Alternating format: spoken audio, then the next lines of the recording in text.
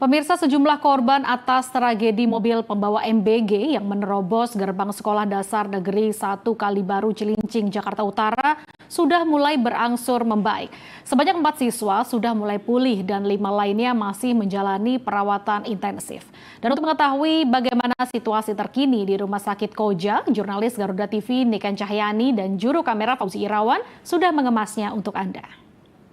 Ya pemirsa, perkembangan terkini pasca insiden mobil SPPG menabrak pelajar dan juga guru di SD 01 Kalibaru Jakarta Utara. Hingga saat ini masih ada korban ataupun pasien yang dilakukan perawatan di rumah sakit, baik di Rumah Sakit Koja maupun di Rumah Sakit Cilincing Jakarta Utara. Jika sebelumnya dilaporkan di Rumah Sakit Koja ada 9 pasien yang dilakukan perawatan, namun untuk update terbaru ini ada 5 pasien yang masih dilakukan perawatan, yang mana 4 diantaranya pelajar dan 1 seorang guru. Sementara kalau untuk di Rumah Sakit Cilincing sendiri ini masih ada 2 pasien, yang mana keduanya merupakan pelajar dari SD 01 Kalibaru Jakarta Utara. Terkait kondisi terkini daripada pasien sendiri untuk di Rumah Sakit Koja, 4 diantaranya ini dilakukan perawatan di ruang rawat inap. Sementara kalau untuk 1 lainnya ini masih berada di ruang PICU, sehingga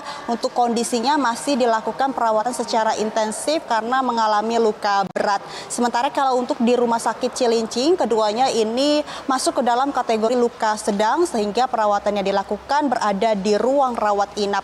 Dan di samping daripada itu, pemirsa, kalau untuk situasi dan kondisi di Rumah Sakit Koja Jakarta Utara sendiri, hingga saat ini posko pelayanan masih didirikan oleh Polda Metro Jaya, yang mana bertujuan juga untuk bisa mengupdate terkait perkembangan data pasien dari SDN 01 Kalibaru Jakarta Utara.